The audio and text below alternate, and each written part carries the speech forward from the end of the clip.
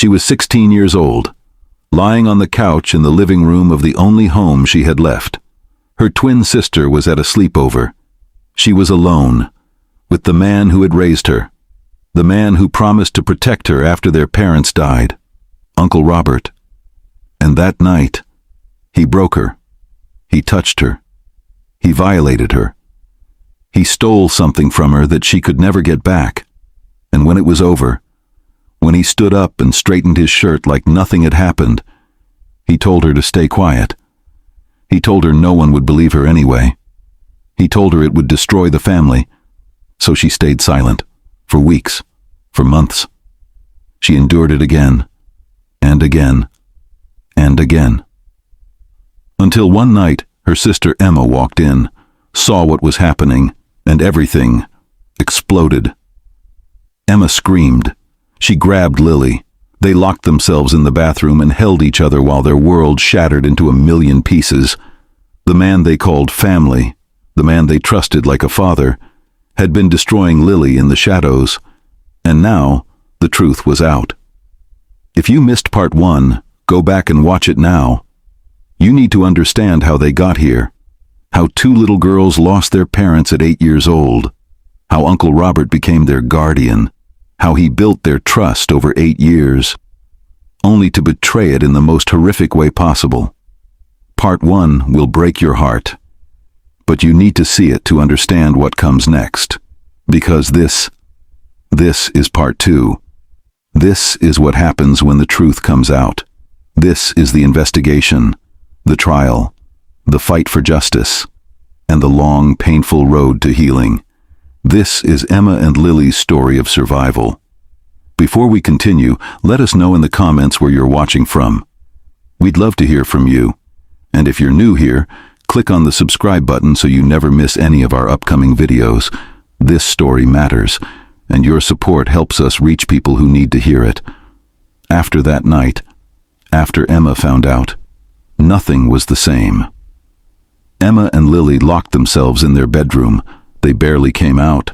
They whispered plans in the dark, trying to figure out what to do, where to go, who they could trust. Emma wanted to call the police immediately. She wanted Robert arrested, thrown in jail, punished for every single thing he'd done. But Lily was terrified.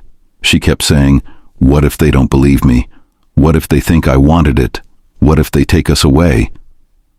Because the truth was, they had no one else, no other family, no safety net. If they reported Robert and the system didn't believe them, where would they go? What would happen to them? They were 16 years old and completely alone in the world. Robert acted like nothing had happened. He went to work every morning, came home every evening, made dinner, knocked on their door and asked if they wanted to eat. They ignored him, stayed in their room, survived on granola bars and crackers they'd hidden away. Emma positioned herself between Lily and the door every single night, watching, waiting, ready to protect her sister if he tried to come in. She barely slept. Her eyes were always open, always on guard. Lily stopped talking. She just stared at the wall, replaying everything in her head, wondering if she could have stopped it, if she could have fought back, if it was somehow her fault. At school, their friends started noticing something was wrong. Emma, the straight A student who never missed an assignment, started turning in blank papers. Lily, who used to paint during every lunch break, stopped bringing her art supplies. They walked through the hallways like ghosts, there but not really there, going through the motions while drowning on the inside. People asked if they were okay. Emma said yes. Lily said nothing. They couldn't tell anyone. Who would believe that Uncle Robert, the quiet accountant who raised them after their parents died, was a monster? Who would believe that he'd been hurting Lily for months? It felt impossible. So they stayed silent. 2 weeks after Emma discovered the truth, their English teacher, Mrs. Patterson, asked Emma to stay after class. She was a kind woman, the type who actually noticed when students were struggling. She closed the door, sat down across from Emma, and said gently, "I'm worried about you and your sister. Something's wrong. I can see it. You can talk to me. Whatever it is, you're safe here." And Emma, Emma couldn't hold it in anymore. She broke down. Right there in the classroom. She sobbed so hard she couldn't breathe, and when she could finally speak, she told Mrs. Patterson the truth. Not all the details, not the graphic parts, but enough. She said their uncle had hurt Lily, that they didn't know what to do, that they were scared and alone and didn't know who to trust. Mrs. Patterson's face went pale. She reached across the desk and took Emma's hand. She said very clearly, very firmly, "This is not your fault. What happened to Lily is not her fault. This is a crime, and we're going to make sure you're both safe." Mrs. Patterson was a mandatory reporter. By law, she had to report suspected abuse. Within hours, Child Protective Services was called. A social worker arrived, a police officer arrived, and suddenly, Emma and Lily were sitting in the school counselor's office, telling their story to strangers, watching their lives fall apart in real time. That night, they didn't go home to Robert's house. They were placed in emergency foster care. A family across town took them in, set up a guest room, made dinner, tried to make them feel welcome. But Emma and Lily sat on the edge of the bed in that unfamiliar room, holding hands, staring at nothing. They were safe, but they didn't feel safe. They felt broken. Like everything solid in their world had turned to water, and they were drowning. The police moved fast. Within days they obtained a warrant and searched Robert's house. The house where Emma and Lily had lived for 8 years. The house that was supposed to be their home. And what they found, it was worse than anyone imagined. They found a hidden camera in the bathroom, recording everything. They found files on his computer, photos, videos, evidence that Robert hadn't just abused Lily, he'd been documenting it, creating a record of his crimes like some kind of sick collection. The detectives who worked the case were professionals, people who'd seen horrible things before, but even they were disturbed by what they found. When Emma heard about the camera, she threw up. Actually, physically threw up, her body rejecting the information, unable to process that level of betrayal. She thought about all the times she'd used that bathroom. All the times she'd showered, changed clothes, existed in what she thought was privacy. And he'd been watching, recording, violating them in ways they didn't even know about. Lily shut down completely when she found out. She stopped talking, stopped eating, just stared at the wall with empty, dead eyes. The foster parents tried their best, but they were out of their depth. These weren't just traumatized teenagers. These were 2 girls whose entire foundation had been destroyed. Robert was arrested at his office, walked out in handcuffs while his co-workers stared in shock. The charges were extensive: multiple counts of sexual assault of a minor, production of child exploitation material, endangering the welfare of a child. The list went on and on. His bail was set at $500,000. He couldn't make it, so he sat in a jail cell, waiting for trial, insisting to anyone who would listen that the girls were confused, that this was all a misunderstanding, that he'd never hurt them. The news spread through their town like wildfire. Suddenly, everyone knew. Everyone was talking about it. Emma and Lily became those girls, the ones whose uncle abused them. Some people looked at them with pity, some looked at them with suspicion. There were whispers, cruel, cutting whispers, about why they'd waited so long to report it, about whether they were telling the truth, about whether they'd somehow asked for it. Emma heard someone at school say, "Maybe they just want attention." It took everything in her not to scream, not to grab that person and shake them and tell them they had no idea what it felt like to be violated by someone you trusted. Lily heard someone whisper, "I heard they made it up." She went home that day and cried for hours, wondering if anyone would ever believe them. But there were people who did believe them.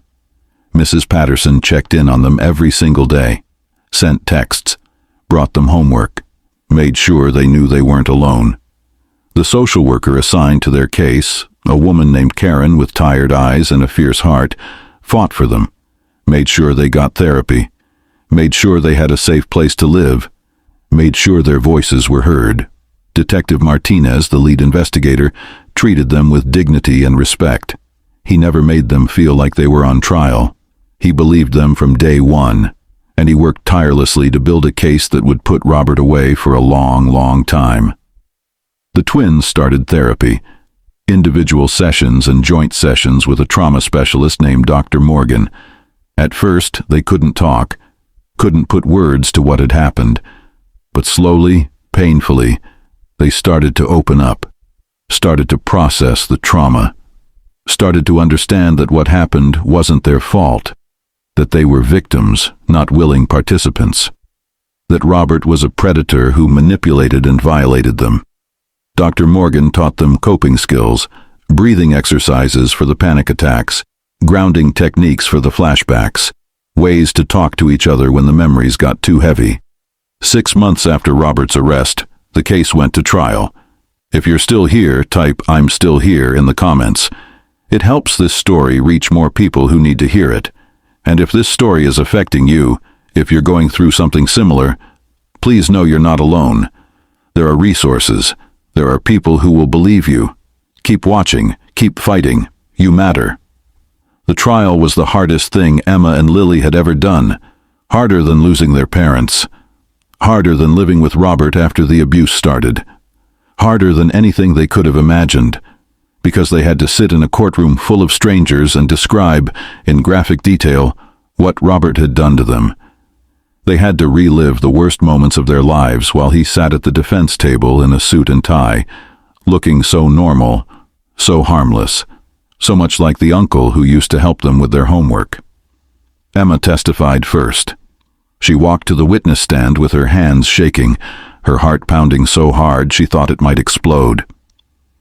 The prosecutor, a woman named Rachel Grant who had dedicated her career to prosecuting abusers, asked her questions gently but directly. Emma had to describe the night she found Robert in Lily's room, had to describe her sister's face, the terror in her eyes, the way she was pressed against the wall like a trapped animal. Emma's voice shook the entire time. She cried twice, had to stop and take deep breaths, but she got through it. She answered every question. She told the truth. Then it was the defense attorney's turn, a man in an expensive suit whose job was to make Emma look like a liar. He asked her why she didn't call the police that night, why she waited, why she and Lily stayed in the house for 2 more weeks if Robert was really such a threat. He implied that maybe Emma was mistaken. Maybe she'd misunderstood what she saw. Maybe Lily was upset about something else, and Emma jumped to conclusions. Every question felt like a knife. Every implication felt like another violation. But Emma held her ground. She looked him in the eyes and said, "I know what I saw. I know what he did to my sister. And nothing you say will change that." Lily's testimony was even harder. She walked to the stand, looking small, fragile, like a strong wind could blow her away. The prosecutor asked her to describe the first time Robert assaulted her. Lily's voice was barely a whisper. She had to repeat herself multiple times. She described how it started, how she froze, how her body wouldn't move even though her brain was screaming at her to run. She described how it happened again and again over the course of months, how she felt dirty, ashamed, like it was somehow her fault. She broke down twice, had to take long breaks where she sat in a back room with a victim advocate, sobbing so hard she couldn't breathe. The defense attorney was brutal with her. He asked if she'd ever told Robert to stop, if she'd ever fought back, if she'd ever screamed for help. He implied that her silence meant consent, that if she'd really wanted it to stop, she would have done something. Lily's hands were shaking so badly she had to hold onto the edges of the witness stand to keep them still. She said, her voice breaking, "I was 16 years old. He was the only family I had left. I was terrified. I didn't know what to do. I froze. And that doesn't mean I wanted it. It means I was scared." The prosecutor brought in expert witnesses, psychologists who explained how trauma affects the brain, how victims often freeze during assault, how it's a biological response, not a choice, how predators groom their victims over time, building trust before violating it, how family members who abuse children use their position of authority to silence them. The experts testified about the hidden camera, about the files on Robert's computer, about how this was clearly premeditated, calculated abuse. Robert's defense tried to paint him as a devoted uncle who'd made mistakes but didn't deserve to go to prison. They brought in character witnesses, co-workers who said he was quiet and responsible, neighbors who said he seemed like a nice man. His wife, yes, he'd gotten married years ago, testified that he'd confessed to her after a religious pilgrimage, that he was deeply sorry, that he'd changed. But the prosecution tore that apart. They pointed out that he'd only confessed after years of abuse, that his remorse came only when he got caught, that saying sorry doesn't undo the harm. The jury deliberated for less than 4 hours. When they came back, the forewoman stood and read the verdict. Guilty, on all counts. Multiple counts of sexual assault of a minor, production of child exploitation material, endangering the welfare of a child. Guilty, guilty, guilty. The word echoed through the courtroom. Emma grabbed Lily's hand and squeezed so hard her knuckles turned white. They didn't cheer, didn't smile. They just breathed. For the first time in months, they felt like they could actually breathe. The judge sentenced Robert to 18 years in prison, followed by a lifetime on the sex offender registry. He would be in his 80s by the time he got out. His life was over. As the bailiffs led him away in handcuffs, he looked back at Emma and Lily. For just a moment, their eyes met, and in that moment, they saw it. Not remorse, not shame, just anger. Anger that he'd been caught. Anger that his life was ruined. He didn't look sorry. He looked like he blamed them. But they didn't care anymore, because justice had been served. Not perfect justice. Nothing could give them back what he'd stolen. But it was something. It was accountability. It was the world saying, what you did was wrong, and you will pay for it. After the trial, Emma and Lily started the long, painful process of rebuilding their lives. They continued therapy, twice a week at first, then once a week, learning how to carry what had happened without letting it crush them. Dr. Morgan taught them that healing isn't linear. Some days you feel okay, some days you feel like you're drowning all over again. Both are normal. Both are part of the journey. Lily struggled with guilt. The crushing, suffocating guilt that maybe she'd done something to make Robert think she wanted it. Maybe she'd smiled too much, been too trusting, sent the wrong signals. Dr. Morgan gently but firmly dismantled those thoughts. She explained over and over that nothing Lily did caused this, that Robert made a choice, that the blame was entirely 100% his. It took months for Lily to start believing it. Sometimes, even now, she still struggles. Emma struggled with anger, a burning, consuming rage that made her want to scream at the sky, punch walls, destroy everything around her. She was angry at Robert, obviously, but she was also angry at herself. Angry that she hadn't noticed sooner. Angry that she'd been sleeping peacefully while her sister was being hurt in the next room. Angry at a world that let predators hide in plain sight.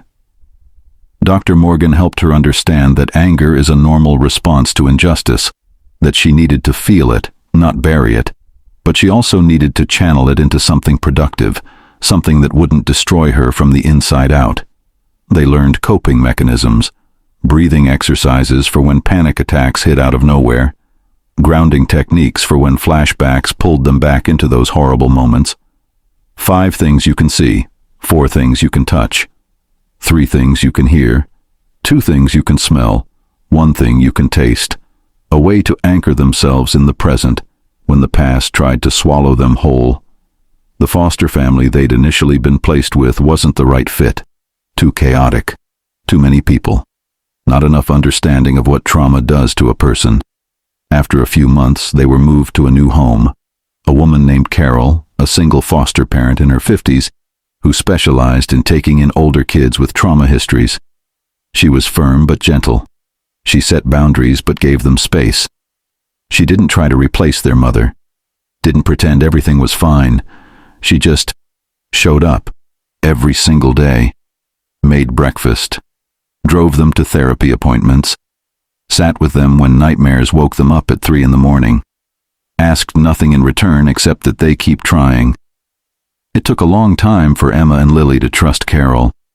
They'd learned the hard way that adults can hurt you, can betray you, can pretend to care while hiding something ugly underneath.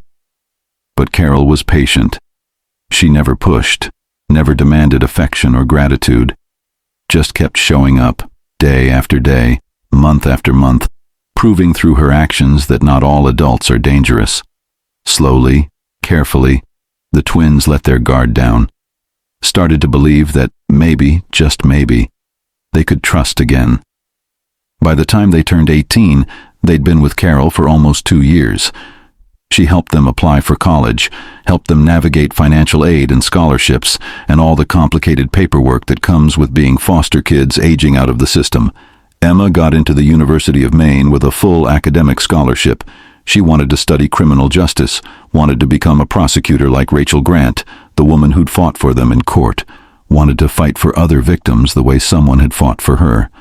Lily got accepted to an art program in Boston with a grant for students from difficult backgrounds. She wanted to study fine arts, wanted to turn her pain into something beautiful, wanted to create art that spoke to other survivors, that said, "You're not alone. I understand. We're going to be okay." They were terrified to be separated. They'd never been apart, not really. Even in their darkest moments, they'd had each other.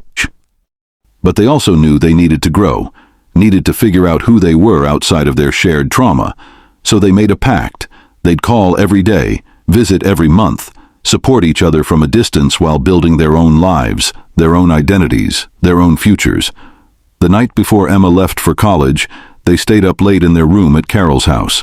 They talked about everything, about their parents, who they barely remembered but still missed every single day, about Robert, rotting in a prison cell where he belonged, about the future which felt both terrifying and full of possibility.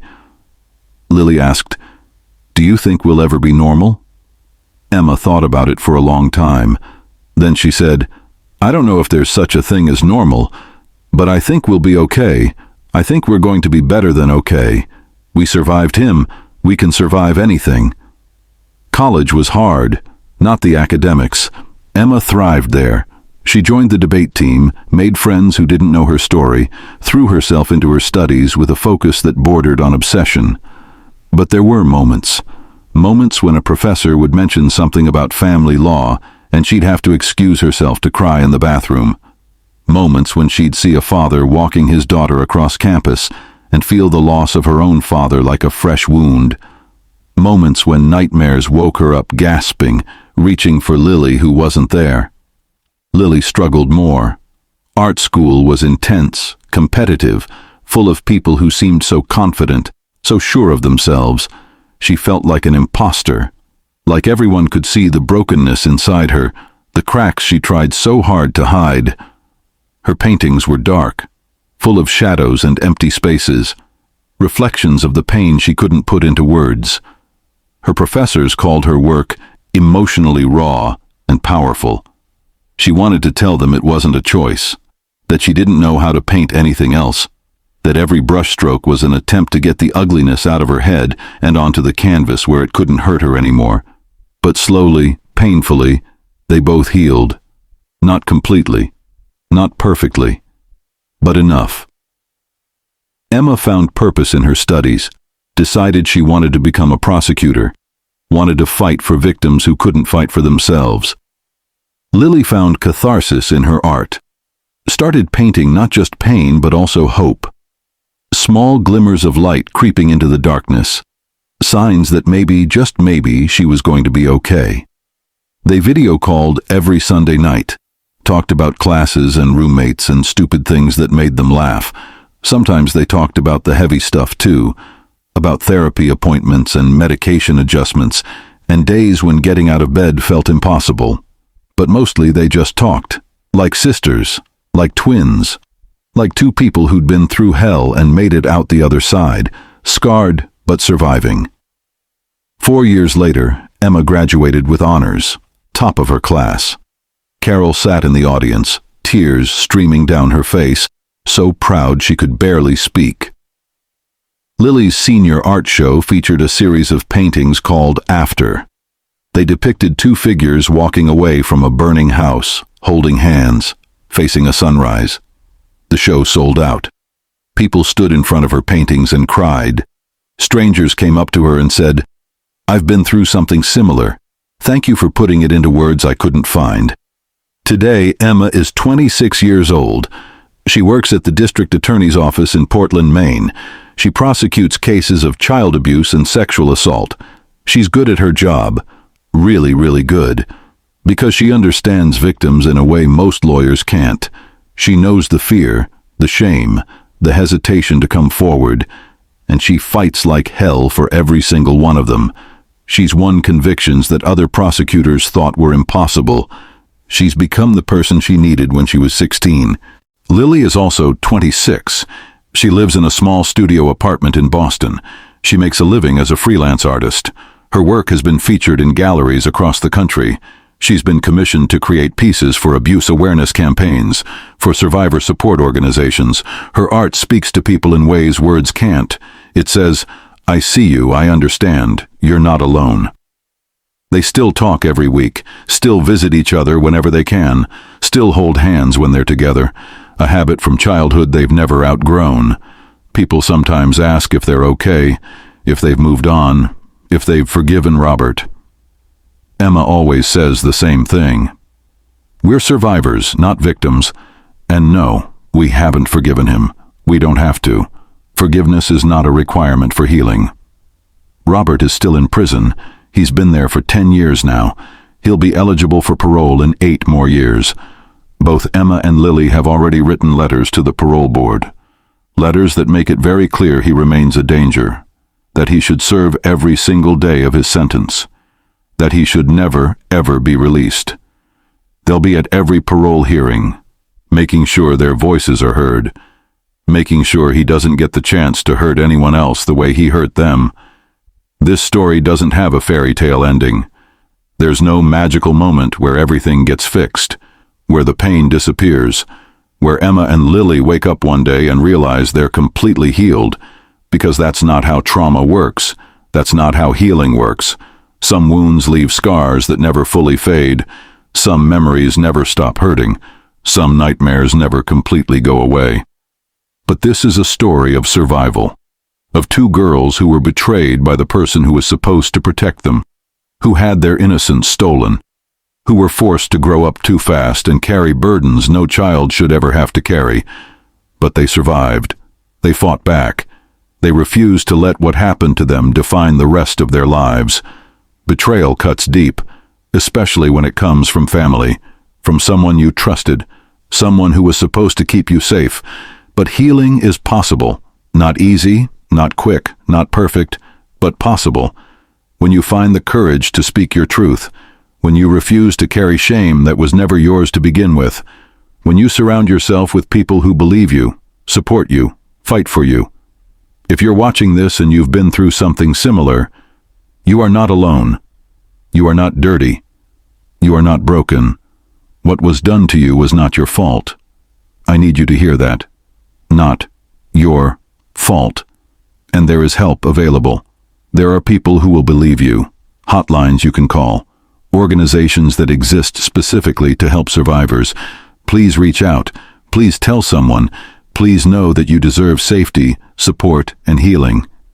If this story moved you, please like and share it. Every share helps reach someone who might need to hear this, someone who's going through something similar and feels alone.